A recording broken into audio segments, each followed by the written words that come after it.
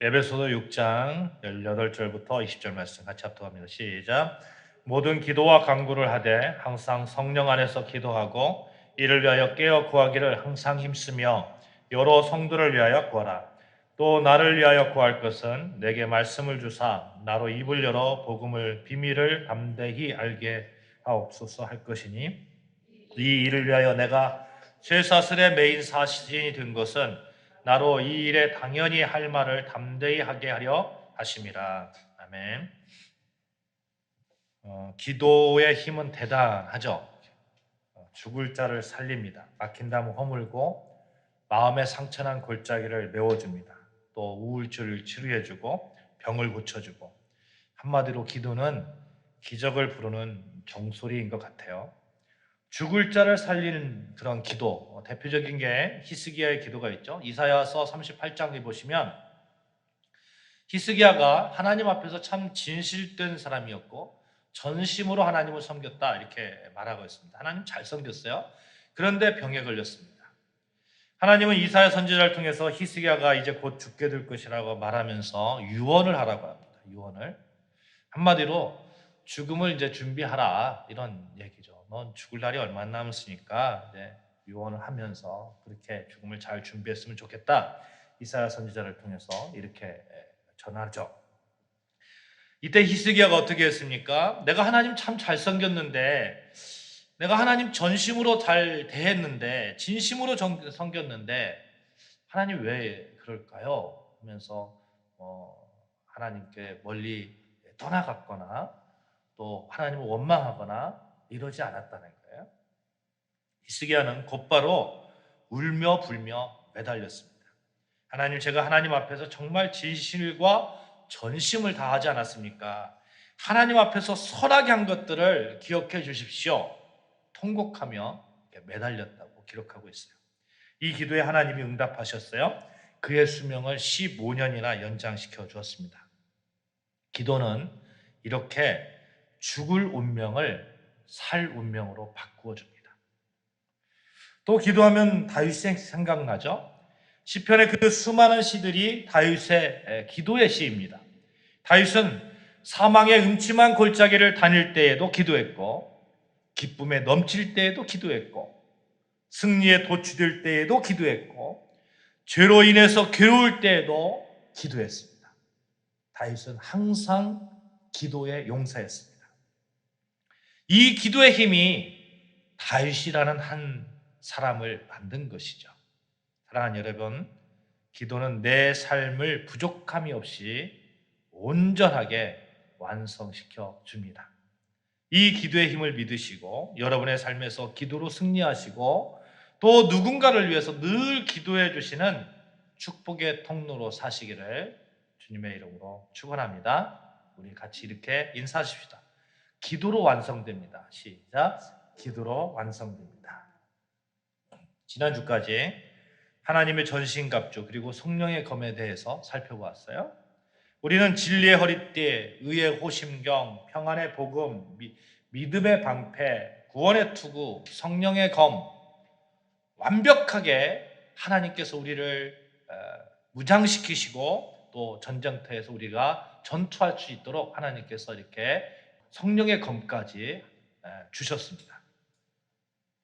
근데 이것으로 끝나지 않는다는 것이에요. 오늘 성경에 보면 하나님의 전신갑주를 소개하고 나서 곧바로 나오는 권면이 있습니다.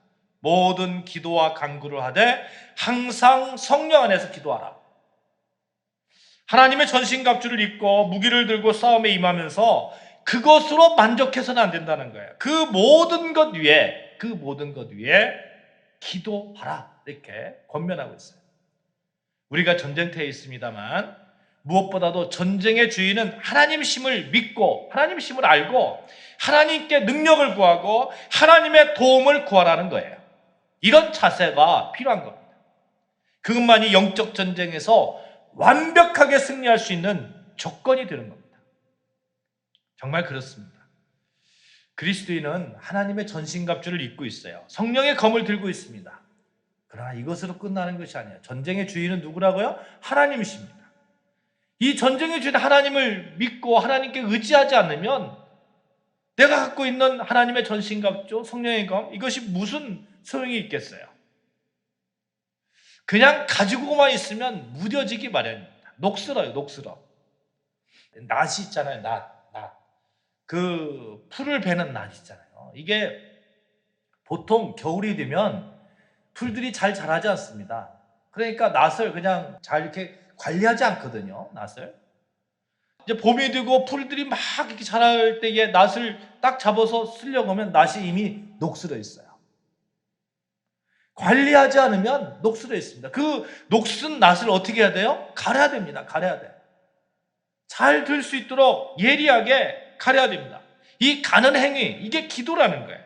기도 외에 다른 방법이 없다는 거예요. 전신갑주를 더욱 효과적으로 완전하게 사용하기 위해서 반드시 기도가 필요한 겁니다. 사랑하는 여러분, 우리는 기도가 필요한 사람이라는 것을 인정할 필요가 있어요. 그런데 기도하지 않는 이유가 있는 것 같아요. 기도하지 않는 이유, 첫 번째로는 여러분, 기도해서 들어주지 않는 것 같으니까 그렇게 기도하지 않는, 한 번 기도했는데 들어주지 않는 것 같아요. 근데 여러분, 기도는 들어줄 때까지 하는 거예요. 또 기도를 통해서 하나님의 뜻을 알아가는 거예요. 내 뜻을 하나님 무조건 들어달라는 게 아니라 내 기도 가운데 하나님의 뜻이 무엇인지 알아가는 겁니다. 또 기도하지 않는 이유가 있어요. 내가 뭐든지 할 수 있다는 생각입니다. 그 누구의 도움 없이도 나는 할 수 있다. 내가 주인이 되겠다 하는 생각입니다. 그러나 그리스도는 철저하게 하나님의 도우심으로 사는 사람이고 하나님의 뜻 가운데 사는 사람입니다. 그래서 하나님의 뜻이 무엇인지 알기 위해서 기도하는 것이고 하나님의 도우심을 구하기 위해서 기도하는 거예요. 만약 전쟁터에서 적의 공격으로 인해서 하나님의 전신갑주가 너무 낡아 헤어졌다고 느껴진다면, 마귀와의 영적 싸움에서 무뎌진 나의 칼을 발견한다면 지체 없이 기도하는 겁니다. 지체 없이. 기도는 내 힘으로가 아니라 하나님의 힘으로 날카로운 칼을 만들고 헤어진 전신갑주를 새롭게 합니다. 검이 무뎌져 있다고 생각하면 그거 들고 전쟁터에 나가면 아무리 배워봤자 배워지겠어요? 날카로운 칼을 가지고 가야 되지 않겠습니까? 전신갑주가 헤어졌다고 하면 마귀의 조그마한 공격에도 그냥 찔릴 거 아니에요. 그래서 보수하는 작업이 필요한 거예요. 칼을 가는 작업이 필요합니다.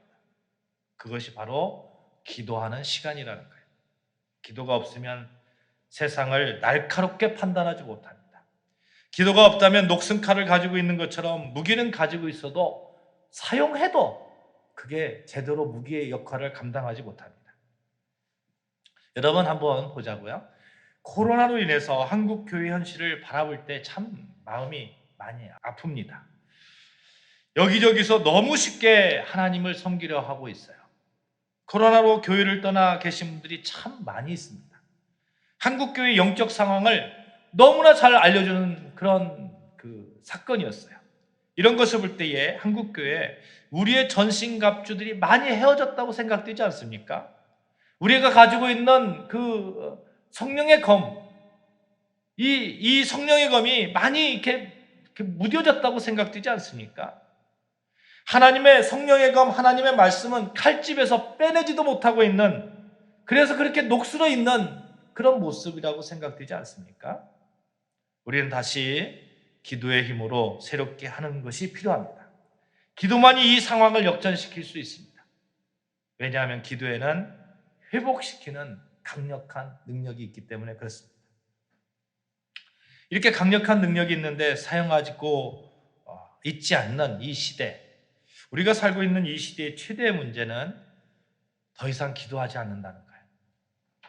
그러니 그리스도인들이 점점 능력을 잃어가는 거 아니겠어요? 잃어버렸는데도 잃어버린지도 모릅니다. 초대교회 때 은과 금은 내게 없거니와 내게 있는 것으로 내게 주노니 곧 나사렛 예수의 이름으로 일어나 걸어라. 초대교회 사도들의 위침이었죠. 초대교회 때는 은과 금은 없었어요. 그런데 나사렛 예수의 능력이 있었어요. 그러나 이 시대는 초대교회에 비해서 은과 금은 참 많은 것 같습니다. 그래서 문제를 해결하는데 자꾸 은과 금으로 해결하는 거예요. 예수의 이름, 예수의 능력, 예수의 권세 사용하려고 하지 않습니다. 금보다 은보다 몇천 배, 몇만 배, 무한대로 더 강력한 힘을 가지고 있는 그것을 꺼내보려고 하지 않습니다. 사랑하는 여러분, 우리는 하나님이 주신 능력을 행사하며 사시는 여러분과 저 되어주시기를 바랍니다. 다시 능력을 꺼내서 내 삶에 접목시키는 거예요. 기도의 힘으로 하나님의 능력에 접붙이는 겁니다. 예수님도 이 기도의 힘을 너무나 잘 사용하셨어요. 마가복음 9장에 보시면 예수님께서 귀신을 쫓아내는 장면이 있습니다. 한 사람이 귀신 들린 아들을 예수님께 데려왔어요. 그리고 이렇게 얘기합니다. 귀신이 아들을 사로잡으면 아이가 땅에 넘어지고 입에 거품을 물고 이를 가면서 몸이 뻣뻣해집니다. 그래서 내가 아들을 고쳐달라고 선생님의 제자들한테 내가 데려갔어요. 그런데 제자들이 귀신을 쫓아내지 못합니다. 선생님, 내 아들을 좀 고쳐주십시오. 예수님께서 제자들을 꾸짖죠. 이 믿음이 없는 세대요. 정말 얼마나 너희들과 같이 있어야 하겠느냐, 얼마나 더 두고 봐야 하겠느냐 꾸짖으시고 귀신을 쫓아냅니다. 제자들이 웅성웅성 할 거 아니에요? 나는 안 됐는데 예수님은 왜 될까? 그래서 마가복음 9장 28절에 제자들이 예수님께 여쭈는데 좀 멋쩍었는지 성경에 보니까 조용히 물었다고 이렇게 표현하고 있어요. 조용히 물었다고. 그냥 속삭이듯이 어떻게 그렇게 할 수 있어요, 예수님? 좀 비밀을 알려주세요. 2000년 전 제자들의 이 멋쩍은 질문이 오늘날 살고 있는 여러분과 저의 질문 아닙니까? 하나님, 나는 왜 안 될까요? 나는 왜 영적 전쟁터에서 마귀와의 싸움에서 좀 당당하고 품위 있고 그렇게 싸우지 못하고 벌벌 떨고 있는 내 모습을 자꾸 발견할까요? 나는 왜 정결하고 거룩한 삶이 어려운 것일까요? 나는 왜 용서하고 정당한 삶이 어려운 것일까요? 왜 우리는 이토록 복음을 전하는데 무력한 사람으로 서 있을까요? 예수님은 삼위일체 되신 하나님이시잖아요. 성자 하나님이십니다. 그 성자 하나님께서 이렇게 말씀합니다. 마가복음 9장 29절 이르시되 기도 이외 다른 곳으로는 이런 종류가 나갈 수 없느니라. 하나님이신 예수님께서 왜 이렇게 말씀하셨을까요? 하나님과 접속하라는 거예요. 하나님의 능력으로, 하나님의 권능으로 그 모든 일들을 할 수 있다는 거예요. 기도는 하나님의 권능에 접속시킬 수 있다는 거예요. 우리의 삶이 하나님의 권능으로부터 마치 전기 코드가 빠져 있음을 발견한다면 얼른 코드를 꽂는 거예요. 코드를 꽂는 행위, 기도라는 겁니다. 그것밖에 방법이 없습니다. 사랑하는 여러분, 우리는 영적 전쟁터에 있어요. 하나님의 능력이 너무너무 필요합니다. 하나님의 전신갑주를 입고 성령의 검, 하나님의 말씀을 가지고 있어요. 이것을 사용할 수 있게 하는 원동력, 기도를 통해서 하나님께 접속해야 됩니다. 그래서 내 삶의 최우선이, 따라해 봅시다. 내 삶의 최우선 기도, 시작. 내 삶의 최우선 기도. 기도로 시작하고 기도로 끝나는 거예요. 여러분 아침에 일어나서 기도하셨습니까? 저녁에 주무실 때 기도하셨습니까? 제일 처음에 기도하는 거예요. 제일 처음. 하나님, 내가 오늘 또 살아갑니다. 영적 전쟁을 치러야 됩니다. 하나님 도와주세요. 하나님의 힘으로 예수 그리스도의 능력으로 오늘 하루 멋지게 승리할 수 있도록 도와주세요. 이 기도로 시작하고 하나님, 내가 오늘 싸워봤는데 너무 힘들었어요. 그래도 예수님 계셔서 참 이렇게 싸울 수 있어서 참 감사합니다. 또 하루의 마침을 기도로 끝나는 것. 얼마나 멋진 그리스도인의 삶이겠어요. 이 기도의 습관, 이 습관을 매일매일 이렇게 우리가 들여가야 되지 않겠습니까? 밥 먹을 때만 뚝딱 기도하는 것이 아니라 언제나 기도하는 그러한 모습. 이 땅에 그리스도인으로서 영적 전쟁하고 있는 여러분과 저 무엇보다도 전쟁터에서 끊임없이 기도의 깃발을 앞세우자는 겁니다. 이것이 제일 우선순위가 되어야 됩니다. 그렇게 될 때에 내 삶의 전투의 현장에 하나님의 능력을 연결시킬 수 있을 거예요. 연결시키면 힘이 솟잖아요. 귀신을 쫓아낼 수 있는 능력을, 검을 가지고 있는데 그걸 휘두를 때마다 팍팍 끼고 그런 문제들이 해결된다면 얼마나 신나겠어요. 외로움을 이겨낼 수 있는 평화의 검을 휘두를 때에 정말 내가 기쁨이 넘친다면 얼마나 신나겠습니까? 온갖 무능을 이겨낼 수 있는 지혜의 검을 막 휘두를 때에 나에게 지혜가 솟아남을 느낄 때 얼마나 힘이 되겠어요. 우리를 하나님께 접속하는 유일한 방법, 기도의 그런 접속을 통해서 승리하시는 여러분과 저 되어주시기를 바랍니다. 근데 자꾸 우리가 우리 삶을 보면 자꾸 뺐다 뽑았다 막 하는 것을 보게 돼요. 전기 코드 이렇게 항상 이렇게 꽂혀 있어야 되잖아요. 그래야 불이 이렇게 항상 들어오잖아요. 그런데 뺐다 뭐 꽂았다 뺐다 꼽았다 이러면 그렇게 하는 이유가 있는 것 같아요. 뭐냐면 사단이 나에게 공격을 안 할 거라고 하는 믿는 그런 망상 아니면 그런 소망, 자기 안전할 거라고 생각하는 그런 착각, 사단은 나를 공격하지 않을 거라고 하는 그러한 교만 이런 것들 아니겠어요? 그런 교만이 있으니까 항상 꽂지 않고 그냥 넋 놓고 있다가 사단이 공격해 오면 공격해 왔는데 꽂으려고 하는데 너무 캄캄한 거예요. 너무 캄캄. 어두우니까 어디에다 꽂는지 모르겠어요. 어디다 꽂아야지. 꽂았다 뽑았다 그렇게 하지 말자는 겁니다. 했다 안 했다 하니까 내가 기도 생활을 하고 있는지 안 하고 있는지 막 정신이 없는 거예요. 막상 문제가 터지면 어디에 꼽을지도 모르는 겁니다. 따라해 봅시다. 기도는 늘 하는 것이다. 시작. 기도는 늘 하는 것이다. 예, 그렇습니다. 사랑하는 여러분, 기도는 늘 하는 거예요. 그래서 오늘 본문 18절에 보시면 항상 성령 안에서 기도하되 이를 위하여 깨어 구하기를 항상 힘쓰며 항상 이렇게 말씀하고 있습니다. 실제로 예수님께서도 늘 깨어서 기도하셨죠. 근데 제자들은 어땠습니까? 주님께서 십자가 고난 앞두고 땀방울이 핏방울이 되도록 기도할 때 제자들은 졸았다는 거예요. 예수님의 수제자 베드로도 졸았어요. 혈기 부르다가 사람 귀를 잘랐잖아요. 예수님을 모른다고 3번이나 부인했잖아요. 만약 베드로가 깨어서 항상 기도했다면 그랬을까? 우리는 끊임없이 기도해야 됩니다. 그럼 이렇게 항상 기도해야 하는데 기도를 어떻게 하면 좋을까요? 오늘 18절에 보시면 우리에게 기도의 기본적인 것을 가르쳐주고 있어요. 18절 같이 다시 봅니다. 시작. 모든 기도와 간구로 하되 항상 성령 안에서 기도하고 이를 위하여 깨어 구하기를 항상 힘쓰며 여러 성도를 위하여 구하라.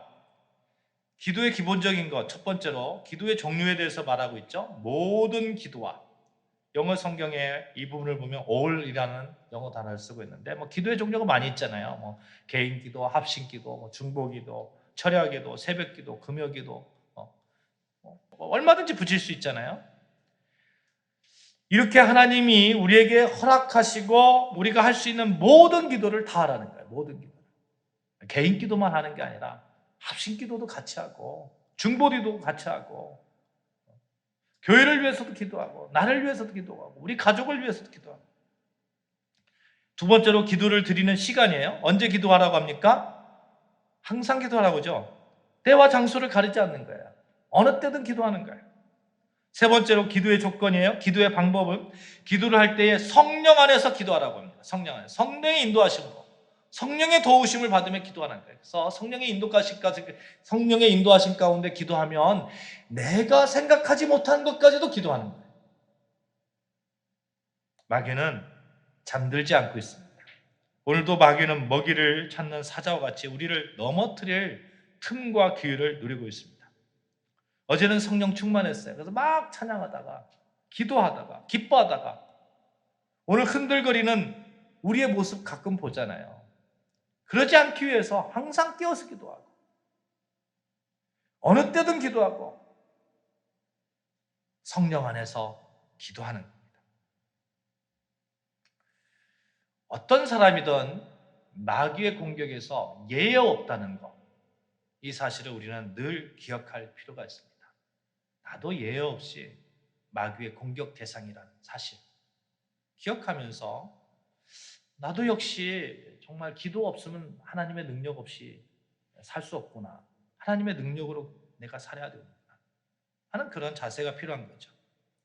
네 번째 기도의 자세요. 뭐라고요? 항상 기도하라고요. 항상. 본문에 보니까 깨어서 이렇게 말하고 있죠. 깨어서. 육체의 잠에서 깨라는 것이 아니라 영적인 잠에서 깨라는 거예요. 영적인. 이 시대를 말세 시대라고 그러잖아요. 말세 시대. 여러분 정말 그렇잖아요. 말세 시대. 이 시대에 우리가 깨어 있어야 됩니다. 이 영적인 잠을 자고 있는 상태라고 하면 빨리 깨어서 항상 기도하는 내 모습을 이렇게 발견해야 돼요. 세상 일이 분주함이 우리를 영적으로 어둡게 만듭니다. 물질 중심이 우리를 영적으로 어둡게 만듭니다. 세상의 많은 유혹들이 우리를 영적 잠에 빠지게 합니다. 그 잠에서 깨어 일어나 항상 기도할 때에 우리는 하나님 보시기에 바른 그런 신앙인으로 살 수 있을 거예요. 우리가 이런 원칙을 가지고 기도할 때 그럼 무엇을 하나님께 구해야 될까요? 먼저 여러분 내 자신을 위해서 기도해야 됩니다. 우리가 구원의 감격을 마음속에 소유한 자라고 해도 규칙적으로 하나님 앞에 나아가는 기도가 없으면 하나님 앞에서 바르게 설 수 없잖아요. 그러니까 내가 하나님 앞에서 바르게 설 수 있도록 기도해야 돼요. 자기 자신이 먼저 세움을 받지 않고서 어떻게 다른 사람을 위해서 기도할 수 있을까요? 그거 교만 아니겠어요? 교만. 넘어진 자가 어찌 넘어진 자를 세울 수 있겠습니까? 어제 보니까 어떤 분이 저한테 그러시더라고요. 목사님 수영할 줄 아세요? 저 수영 못해요. 물속에 들어갔는데 저 수영 못해요. 만약에 내 사랑하는 내 딸이 수영 못해가지고 수영 못하는 나와 같이 빠졌다면 내가 아무리 내 사랑하는 딸을 내가 구해주려고 하더라도 구해줄 수 있을까요? 못 구해줍니다. 내가 너 구해줄게 아무리 외쳐도 그냥 실언이 되는 거죠. 그래서 내가 바르게 서는 게 필요해. 내가 할 줄 알아야 돼. 내가 수영을 할 줄 알아야 돼. 여러분 무엇보다도 여러분 자신을 먼저 세우는 그러한 기도를 늘 하시기를 주님의 이름으로 축복합니다. 그 다음으로 오늘 보니까 여러 성도를 위하여 구하라 이렇게 말씀하고 있어요. 여러 성도를 위하여. 우리에게 흘려야 하는 눈물이 있습니다. 그것은 자기 자신을 위한 눈물도 있지만 여러 성도를 위한 눈물도 있습니다. 성경에 예수님께서 웃으셨다는 기록은 없는데 우셨다는 기록은 참 여러 곳에도 나오잖아요. 그 가운데 예수님은 나사로의 죽음 앞에서 눈물을 흘리셨어요. 예수님께서 눈물을 흘리셨다는 그 의미가 뭘까요? 그 의미는 예수님은 늘 다른 사람들을 위해서 관심을 가져주시고 아파하시고 그러셨다는 거예요.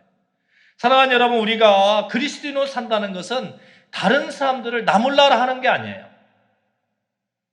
내 이웃을 내 몸과 같이 사랑하는 그러한 마음으로 그러한 실천 가운데 우리가 있는 겁니다. 십자가의 군병이라면 다른 사람을 사랑하는 그런 군병이 되어야 되는 거예요. 우리가 영적인 전쟁의 성격을 이해할 때 나 하나 싸우는 것이 아니라 함께 싸우는 거라는 걸 우리가 기억할 필요가 있습니다. 나 혼자 나가서 싸워봐요. 힘들잖아요. 같이 나가서 싸워야 될 거 아니에요.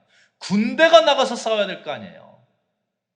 그 군대, 내가 기도하는 내 동역자들이라는 사실, 여러분 기억할 필요가 있어요. 그래서 우리가 아름다운 교회 성도들을 볼 때에 또 전 우주적인 교인들을 볼 때에 우리가 늘 저 사람들은, 저 그리스도인들은 나와 같이 싸우는 자들이지 늘 위해서 기도할 그러한 자세가 필요합니다. 또 상처와 눈물로 고통당한 분들을 위해서 기억하고 기도해야 됩니다. 예수님도 그러셨잖아요. 예수님도.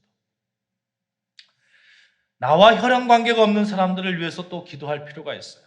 다른 사람을 위해서 기도한다는 말은 나와 별 관계가 없는 사람들이지만 예수님께서 그들을 사랑하신다는 이유 하나만으로 그들을 위해서 기도하는 겁니다. 더 확장하면 대한민국을 위해서 기도해야 되고, 더 확장하면 세계를 위해서 기도해야 되는 겁니다. 특별히 여러분 복음 전파를 위해서 기도하시기를 주님의 이름으로 축복합니다. 아멘. 골로새서 4장 3절 4절 제가 읽을게요. 또한 우리를 위하여 기도하되 하나님이 전도할 문을 우리에게 열어주사 그리스도의 비밀을 말하게 하시기를 구하라. 내가 이것을 인하여 매임을 당하였노라. 그리하면 내가 마땅히 할 말로써 이 비밀을 나타내리라. 복음 전파를 위해서. 복음 전파는 은사가 아니라 생명에 있는 자의 살아있음을 나타내는 표징입니다. 그래서 늘 우리가 복음 전파를 위해서, 다른 사람을 위해서, 아직 복음을 접하지 못한 사람을 위해서 우리가 기도해야 됩니다. 사마리아 여인 있잖아요. 사마리아 여인. 주님을 만나고 즉시로 뭐 했습니까? 전도했어요. 나다니엘도 즉시로 전도했습니다. 생명을 전합니다. 예수 생명이 있는 자는 때를 얻든지 못 얻든지 담대히 복음의 비밀을 전하는 거예요. 다음으로 우리가 기도해야 되는 대상이 있습니다. 여러분, 목회자를 위해서 기도해 주시는 겁니다. 오늘 본문에서 사도 바울은 바울 자신을 위해서 기도해 줄 것을 부탁하고 있죠. 사도 바울은 교회를 세우기 위한 공적인 목적으로 인해서 기도를 부탁을 하고 있습니다. 여러분이 기도해 주지 않으면 누가 기도해 주겠어요? 그렇잖아요. 그래서 여러분 늘 기도 가운데는 여러분 목회자를 위한 기도가 빠지면 안 됩니다. 여러분 자신을 위한 기도뿐만 아니라 다른 사람을 위한 기도뿐만 아니라 꼭 목회자를 넣어서 기도해 주시기를 부탁드립니다. 한국 교회 목회자들을 위해서 기도해 주십시오. 본문을 보시면 바울이 어떤 기도의 부탁을 하고 있는지 보이는데, 첫 번째로 하나님께서 내게 말씀을 주시도록, 이렇게 두 번째로 담대함을 주시도록 기도 부탁을 하고 있습니다. 말씀을 주시도록 기도해 달라는 말은 하나님의 말씀을 정확하게 깨닫고 바르게 전할 수 있도록 기도해 달라는 거예요.